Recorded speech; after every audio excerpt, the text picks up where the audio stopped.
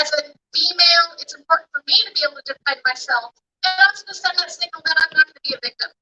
It's not about brandishing or feeling tough. It's not just because I can. It's because I need to remind people that an armed society is a safe society. But we're constantly seeing these tweaks to the laws. You know, we've seen in other states the way red flag laws have impacted the rights. We see the way things like marijuana being illegal keeps people from being able to exercise their Second Amendment. And there's a lot of different ways that we are constantly infringing on our Second Amendment rights here. So that's why I thought it was really important to invite a good friend of mine, Don Kilmer, because he's on the front lines of those, and he can speak much more articulately about what he's doing and what we should be doing.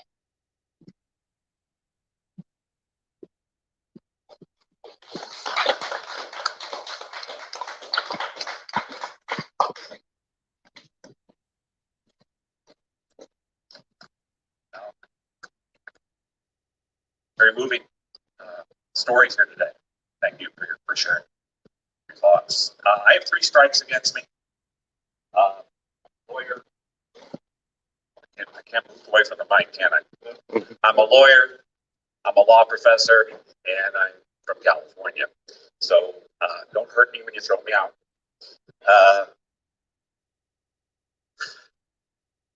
Part of my wife and I decided that I was going to move from full-time work to semi-retirement to hopefully retirement. Was we always wanted to move to the Intermountain West. We sort of took a look at Montana, Idaho, Utah, and Wyoming, and you guys lost. So here I am. I still actively litigate Second Amendment cases for the Second Amendment Foundation that's is headquartered in Bellevue, Washington. I'm licensed to practice in Washington, Idaho, and California. Probably will be opening a small law office in Caldwell sometime next year. Still doing criminal work and the civil rights work. Mostly I work from my home now.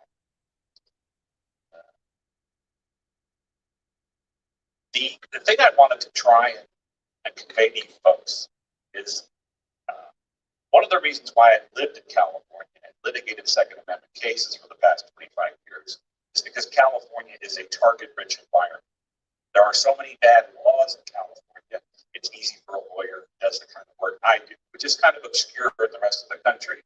But challenging Second Amendment laws, or bad gun laws, Second Amendment grounds is kind of a niche practice. It's growing, but there were very few people doing it 25 years ago when I got in.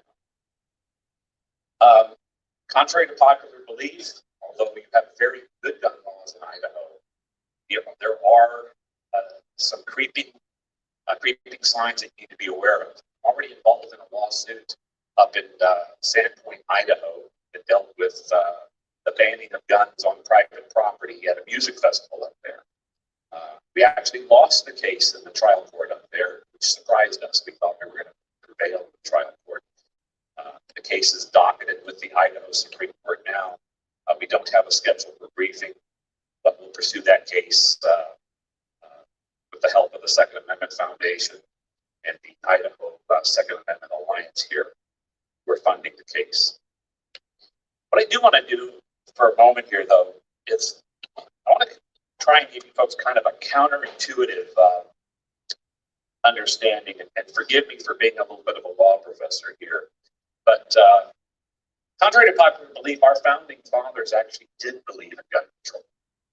Now, hold on. That didn't necessarily mean for it to be applied to us. But the way our Constitution was written, weapons policies, and by this I mean the control of weapons, is written in many places in our Constitution. Constitutional text does not begin or end with Article 2, Section 2, that limits our president as the commander-in-chief of our armed forces to civilian control. Civilian control of our armed forces is gun control, folks. And as our first speaker so eloquently pointed out, they did not do a very good job of controlling the state-sponsored violence in the war on terror for the past 20 years. But we also see civilian authority over Congress's power, over the purse, or Army and Navy. Congress's authorization to grant letters of marque and reprisal concerning rules of capture on land and water. Congress makes the rules for the government regulation of land and naval forces. Clauses 15 and 16 of the Congress give Congress the power over militias when they're called into national service. When you view our Constitution through the lens of the control of state violence, our Constitution is filled with gun control, but it's filled with gun control directed at the government. It is not, of course, our Second Amendment, the amendment that I make a lot of my living at, is a reminder that that control does not apply to us. And there's a reason it does not apply to us. Sometimes I talk to my students. I think if you look at one of my Twitter feeds, I have this kind of saying. I can find it here. What confuses many on the anti-gun and pro-gun side of the gun control debate is that the Second Amendment is actually a ratification of the Declaration of Independence. The First Amendment is about America's commitment to reason. The Second Amendment is about our commitment to defend reason. This, folks, is the essence of liberty. What does it mean? It means that violence has only one purpose in a civilized society: the defense of liberty that has a foundation in reason. I was reflecting this morning on this anniversary of 9/11, and this is what I posted on my Facebook page. My taxes paid for a war on terror after the 9/11 attack. The U.S. military fought, died, and killed many other people. We imposed on our servant cells a surveillance and security hyperstate to try and prevent a future attack. Now that the wars are over, please tell me they are over. Can I have my freedom back and my taxes lowered? If not, then we not only failed to win the war on terror, but we managed to degrade and enslave ourselves more thoroughly and completely than the jihadists could ever hope for. We are in debt, the kind of debt that nations who lose wars pay as reparations for decades after surrendering to a victor. We're imprisoned in our own homes, subject to curfews and quarantines, as if our homeland was ravaged by war. We doubt the efficacy and principles of our institutions now. Half the country thinks our mechanisms for self-government are corrupt, rigged, or subverted by evil, and then they switch sides when they lose the next election. We're on the verge of a civil war, whether it's a Cold War or a Civil War. We are on the verge of a civil war among ourselves. America bears all the stigma, trauma, and debt, along with the physical and psychological signs of having lost the war on terror.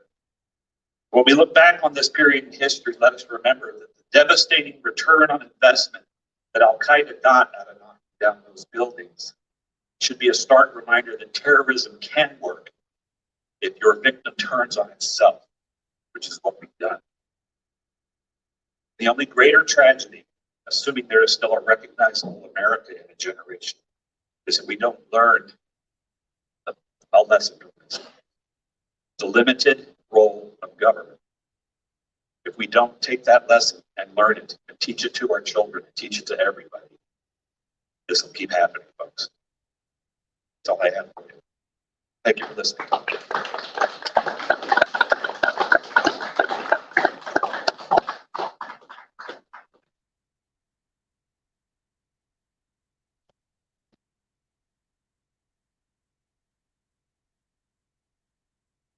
Thank you, Don. With that, I kind of want to segue into, how do we defend these things? What do we do next? And one of the most important things we do is we vote. But I wanted to take a minute to address one of the common things I've heard from libertarians around Idaho, and that's a frustration with the voting process. A lot of them want to opt out. They say, you know what, I reject the candidates you keep giving me. I reject the bills you keep putting in front of me. I want to protest and say, no, I'm not showing up. I'm not going to put my name on these things. But the problem is that silence allows you to get steamrolled. Because the way the system works is they ignore every vote that doesn't show up. You don't get tallied as a person who protested. You get tallied as nothing. And they just make their numbers look bigger and bigger because 80% of the people who voted yes, even though 20% of the people showed up. And now that's why it's important that we do show up and we do vote. But that doesn't address your concerns. There is a broken process, and a lot of us would love to be able to show up and click a button that says none of the above. And so libertarians, we love NOTA, which is that none of the above option. Unfortunately, we don't have that. But there are other solutions out there, and one of those is ranked choice voting. And that's why I wanted to invite Matthew up here to talk about one of those efforts of introducing ranked choice voting to Idaho.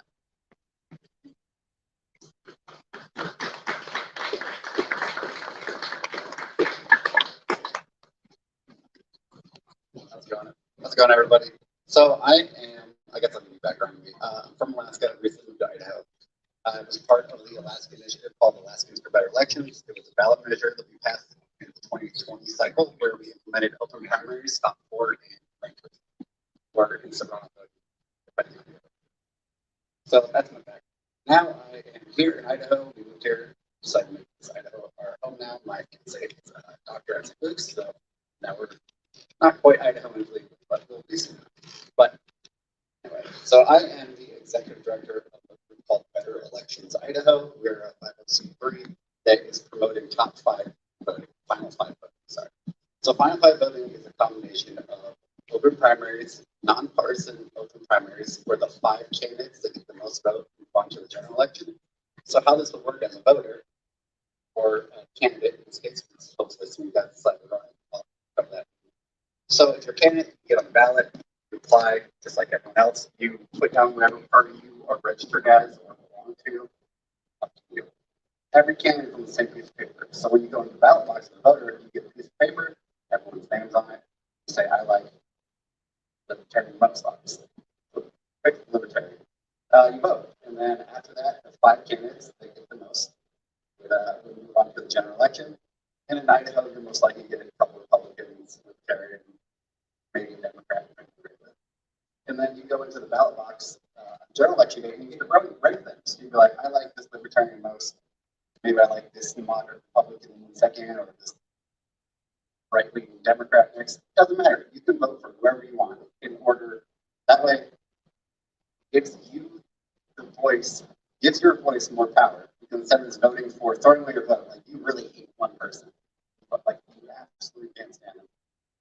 You want to vote against them, but with ranked voting, you can vote for the candidate you like the most, and then you can vote for the candidate you hate the least. And that way, when we tally the votes, like election political people like myself, we can see like, hey, this guy got 20% of the voting initially. People liked what they had to say, and then that will just—it's a compounding thing. It's not an overnight thing, unfortunately. So compound, like these views are important to voters. So when you vote, it really tells us and that matters what you want. So that's really great. So Better Elections Idaho we're new. We started in this year, in June, I believe. We are putting together a steering committee and doing organization outreach to build a coalition. Our first steering committee member is Jim Jones, former Chief Justice of the Supreme Court and former Republican Attorney General. So he's really nice to have on board. A lot of us, we're a mixed bag right now, so we have some conservatives, we're libertarians, so you guys are interested in volunteering. We need them. And we have some Democrats, and then we have some far left Democrats. Generally, we don't have any far right folks because they feel the most threatened by ranked choice voting as the close primary for Idaho, because that's how they get elected. So here in Idaho, for libertarians especially, as being candidates, one of the most important things is to run for office. Even if you don't run under ranked choice voting or open primaries, those will be better. Pay attention to Alaska in 2022 cycle. Everyone will see the huge benefits of it.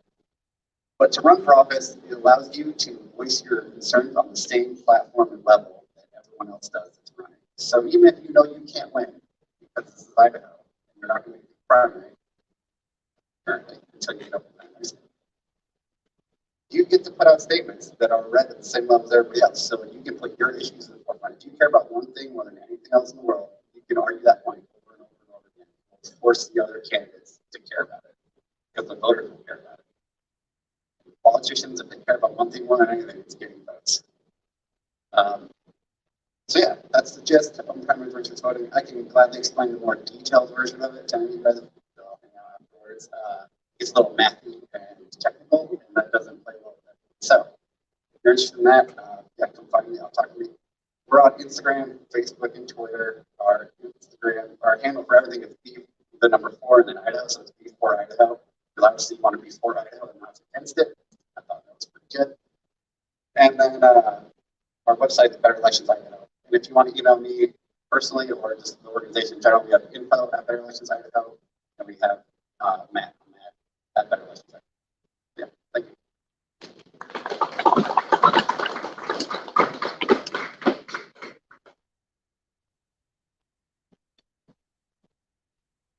Thank you, Matt. With that, I want to introduce the next speaker.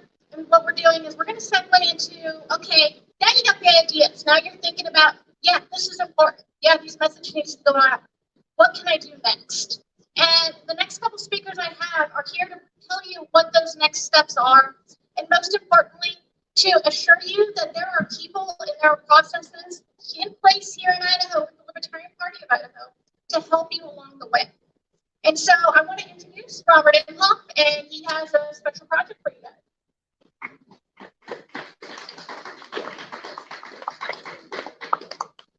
Hello, everybody. Let's get some energy in this room, huh? Hello, everybody. Hello, there you go. So just to prep you, we'll have a quick Q&A after I give a quick presentation. So think about a question you might want to ask me at the end of my little spiel. So I am Robert Imhoff. I too am a transplant from California, and I spent a lot of time in California assisting campaigns, specifically Libertarian campaigns. I assisted 15 different candidates from water board, school board, city council, state assembly, state senate, U.S. Congress. I was treasurer on half of these campaigns, so I basically made sure the money was coming in, going out in the right places. And if anybody knows about California and campaign finance laws, the importance of getting it right and getting it in on time. So a lot of focus on that. But also my background is in information technology and cybersecurity. So I took this financial understanding of how campaigns have money and where it best needs to go, and also a technical point of view of the fact that we're in the 21st century. It's 2021 this year. You need a website, you need email lists, you need digital ways to accept donations. So the number one thing I see is somebody comes to us and says, I want to run for office, and I'll be a paper candidate. I'll just fill it out, I'll do my initial $50, $100, sometimes $1,000 to get on the ballot. And then good, there's a name, and then there's a L next to the name. I did my job. I'd love to do more, but I don't have any money or any resources on how to get started. So today, we're announcing a project exclusive for here in Idaho called Liberty Works. That's W-O-R-X, Liberty Works. So it'll be premiering this fall. It is not an official PAC yet. Truth be told, I'm moving addresses, and after I move and I have my new address, that's the time, so you don't have to double file with the Secretary of State. But after September 24th, we'll have the official PAC, and its sole purpose is to provide the kickstart for any libertarian that wants to run for office in the state of Idaho. So what does that mean? That means, hey, I'm running, here's my papers, I went down to the registrar of voters, I'm certified, I'm on the ballot. What can you do for me? Great. What's a website name you want? Let's go get it. I'll pay for it through the Liberty Works program, myself and the other people who are doing this PAC, right? So we'll get you your domain. We'll then get you a marketing account. Our core service right now is Nation Builder. So we'll spin up a Nation Builder. We'll attach it to your domain. We'll help you with your color schema. We'll help you with your theme. We'll pay for a logo that gets slapped onto there. We'll set up your Facebook, your MeWe, your Twitter, get all the logos on there. Right there, we just saved you $300. The PAC is just going to cover it in kind donation to your campaign. Boom, you got yourself, you're starting. Now people want to know more information. They go on that website, they put in their email addresses. We're going to cover the cost of email blast now. We're going to cover the cost of setting up the bank to accept all of your donations. So now anybody that comes to you and says, I want to learn more, you give them your web address. As soon as they go there, click here if you want yard signs. Click here if you want to volunteer. Click here if you want to be on the mailing list. All this stuff ready to go. You look like a world-class campaign. And it only takes our team 4 days to set it up and $500 out of the super, or out of, it's not a super PAC, it's a state PAC, out of the Liberty Works PAC, Idaho PAC. So it's $500 per candidate. And we have enough room to do 10 candidates to kick it off. And if other people believe in our mission, they can donate more money. And then we can go beyond the first 10 candidates that come to us. So if you're thinking about running, if you know somebody who's thinking about running, and they tell you, well, hey, I don't know, I can't get a website, I don't have this kind of money, I don't know who to ask for money. Well, you now know Liberty Works. You now know we're here in Idaho. You now have your first 14 days of your campaign already figured out for you. So with that, I'll open it up for any questions anybody might have. Yes, sir. Where do you see the most winnable races and what level of government? Where do I see the most winnable races and at what level of the government do I see that? Great question. Here in Idaho, there's over 1,200 elected officials, technically. There's over 1,200 positions that somebody can put themselves in as an elected official. And this is why I'm being very nuanced and saying it and then re-saying it in a slightly different way. There's tons of water boards. There's tons of open space boards. There's tons of school boards. There's tons of micro city councils. City of 750, we still need 4 to 5 city council members. Libertarians, we already seen in northern Idaho, they just show up in these situations.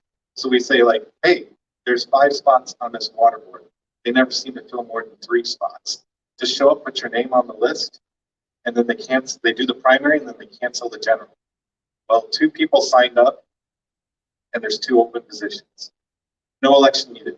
There's your 2 water board members. So we got somebody on a water board in northern Idaho. Done deal. So that's the first thing. So a lot of people, they say, where do I start? Like, well, there's an open space that never seems to fill up anything. If you're worried about what happens if I accidentally get elected, you know, people are going to be looking to me to be responsible for something. Well, being responsible for an open space or a water board or a small school board is less intimidating. It's equally important as a state legislature position. In my opinion, everything that requires voters to decide whether you should be there or not is an extremely important position to have. The fact that other people don't view it as extremely not important is what us libertarians have to say, well, that's our opportunity. Now you get onto that water board and you're like, water's not really my thing, but I cut my teeth on how do meeting work, how do we do quorum, how do we raise memos and pass things. Now you have an idea of the functionality and bureaucracy of something, and people now know your name. Well, he was on the water board, he didn't screw it up. She was on the school board, she didn't screw it up. And you say, now maybe I want to take it to the next level. And they're like, we know your name, we know you didn't screw up that, what they consider a smaller role. You can step up to these other roles. So there's all these is what we consider important. Now, if somebody comes to me and says they want to run for governor, yeah, somebody's going to run for governor. Their chances are not 0. It's a non-zero number that they could win, but that's okay because stranger things have happened. You know, we've seen throughout the history of America, somebody dies in the middle of a thing. A Democrat never ran against a Republican, and it was just some third party, and the Republican dies in the middle of the thing, and the Democrats are like, well, we left that seat open. And then you have, you know, a socialist in Milwaukee on their city council, right? So, so it's not unheard of. And stuff like that happens. Nobody wants to wish death on anybody, but life is life, and America's America, and we have lots of history to look at to say, how can we make this happen? We have Pennsylvania to look at. We have like over 200 elected libertarians in all these, non-major positions. We have Florida, who's got what, like 143 elected libertarians in all these scattered things, and they're just sitting there, biding their time to take it to the next level for themselves. So yeah, all these positions, I'd love to see every single. A great example is C. Scott Brooke. He's out of Eagle. He ran unopposed in Eagle. Who runs unopposed in Eagle? Like there was not a single Democrat to put their name against this guy. So even if we don't necessarily win that race, maybe because we did. It's very interesting here in Idaho. We do like city councils, water boards, and things on odd number years, and we do all the other things like governor and secretary of state and all that on even number years. So if you're on an even number year and you're running against Steve Scott Brooke, the Republican that's been there forever trying to keep marijuana, he explicitly is trying to keep marijuana out of Idaho. Like he's the spearhead of that effort. And he has nobody running against him, right? Now he has a libertarian running against him. Well, maybe that libertarian doesn't win, but you know what that libertarian does do? If they get all of those non-Republicans, all those constitutional, all those declined to state, all those Democrats who could never hold their nose, scribble in C. Scott Brooke. He gives them an L. Like, well, I don't like that guy, but I'll plug my nose and I'll scratch off for the libertarian. But guess what? All those people have now gotten used to the idea of saying, I picked a libertarian last year. I never thought in my life I'd ever pick a libertarian, but it was either a libertarian or C. Scott Brooke. So that's an important thing. And you know what? You didn't get through, but you're living in Eagle, and now the next odd number year, you run for city council. Everybody that checks off your box. You're not running against C. Scott Brooke in a city council race. He's already in the state legislature, but they know your name when you ran against him. And now that next year, not 2 years from now, that next year, you get that down ballot, and you win it. So sorry, I'm getting all strategy and everything here, and this is going to go on the internet, and they're going to be like, oh, we got to do something about that. But that's how we win. And the problem is people are like, yeah, we get that. We know that's how we win, but I don't have $500 just to make my campaign look 100% legit and ready to go. Well, now you have Liberty Works to do that for you.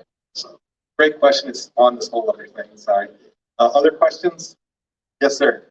Are you candidates based on principle, or do they need to have an L? 100% need to have an L. This is a PAC that's for libertarians and libertarians only. If you're a Republican, if you're a Democrat, we have a Republican Party here with millions of dollars every year. You have a Democrat Party here that ships in $2 million from other states every year for their candidates. Like libertarians, what do we have? We have the state party has like $12,000 in the bank. That's it. So like anybody that's not a libertarian, they have plenty of other avenues. This is our time, our PAC for our candidates. So yeah. I only Follow up. Go ahead. Yeah, I only asked that because there are a lot of Republicans. That's right. So the remark is there's a lot of libertarians that choose to run Republican. That's correct. There's a lot of libertarians that are registered Republican that run Republican. A lot of them, like a city council member in Coeur d'Alene, he's actually on the,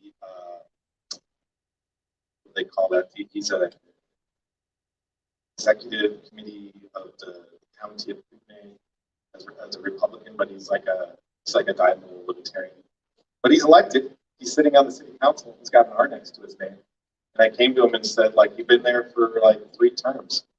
Just change your R to an L. Everybody knows you now. They'll re-elect you. Just, when are you going to do that? So am I going to spend $500 out of my PAC for somebody that's an R? And then after they get elected, they don't switch to L? What's happening there? So we want to go after all the races that are one person or 2 people running. And now the libertarians, the 3rd person running, give them a rock, paper, scissors environments to work with. Nobody wins rock, paper. You ever played that game, rock, paper? It's not a thing. But rock, paper, scissors, that makes sense.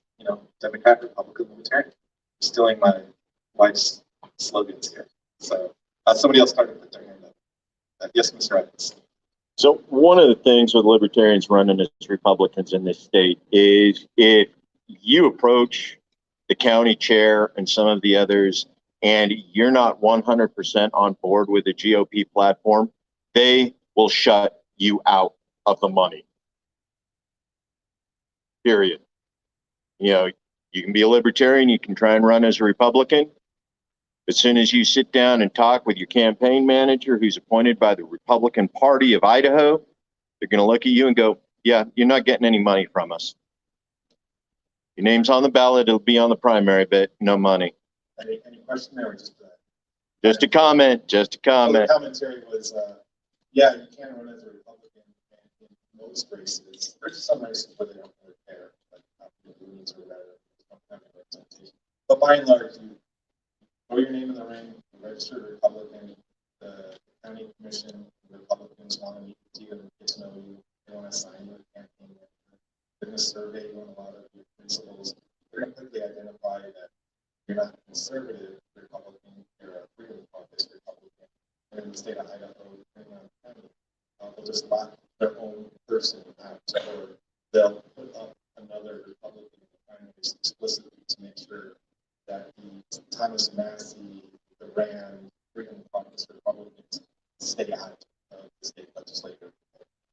That's just a thing. So yes, it's true. There's a lot of freedom caucus Republicans, sometimes referred to as media. There's a lot of BC's caucus libertarians and freedom caucus Republicans here that want to do a lot. And we want them to do a lot too. It's just this particular practice here for libertarians who are not afraid, as the chair brought up, to be proud to be a libertarian. And we'll be proud to sponsor it. So, any final questions? I'm starting to get the time's up. Waterboarding politicians. So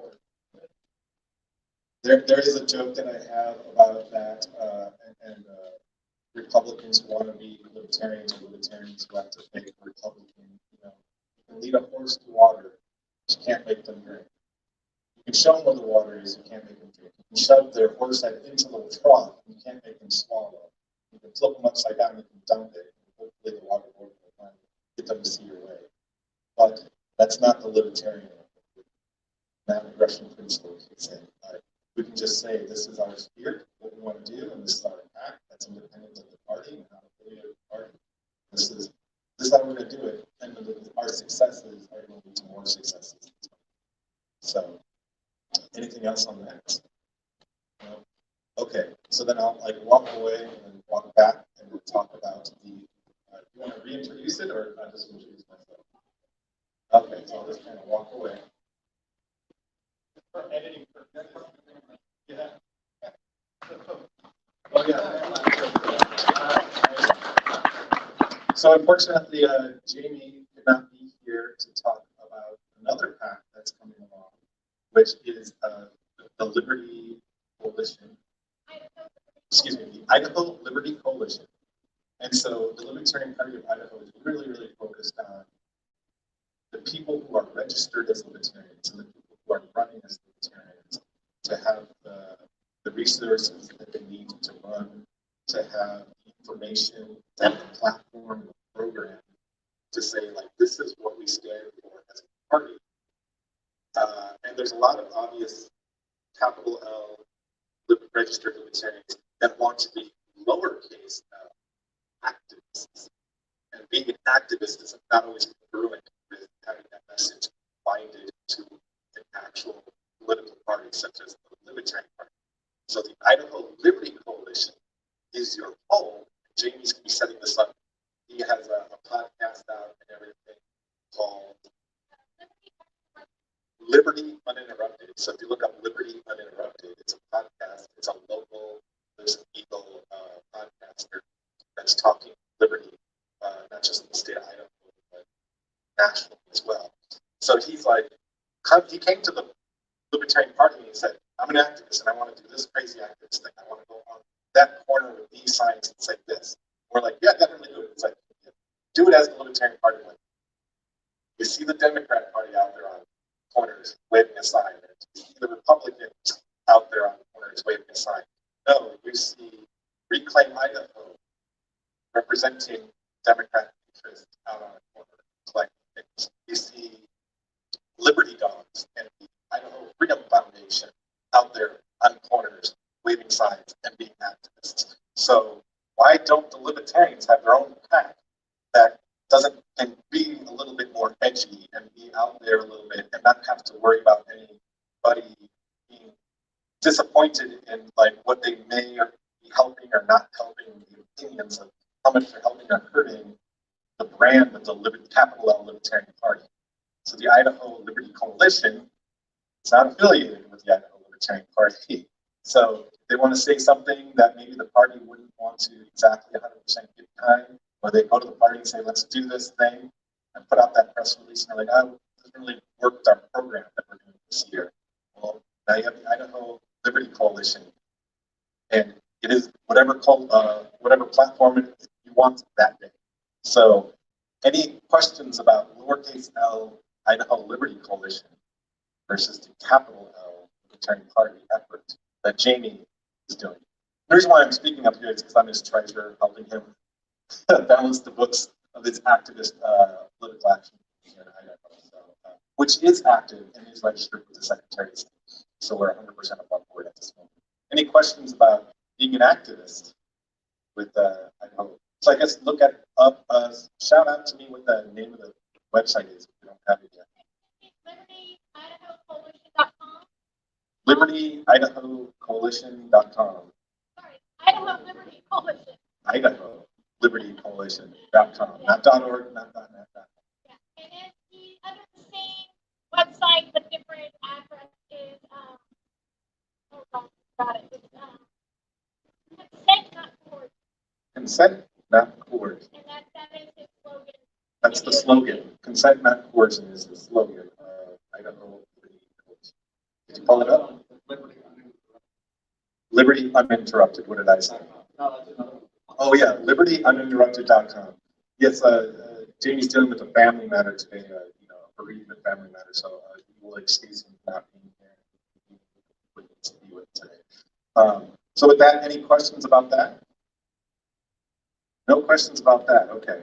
So with that, I'll just take over MC duties just to inform you that we are going to take a quick 5-minute bio break before we have our final speaker come up, which is Anthony. So Anthony, I know you're getting all geared up, ready to come up. And we're actually going to take a quick break. Why don't you top up your cups and everything, do your bio breaks, go stretch your legs. And then in about 5-10 minutes, we'll come back to wrap this thing up.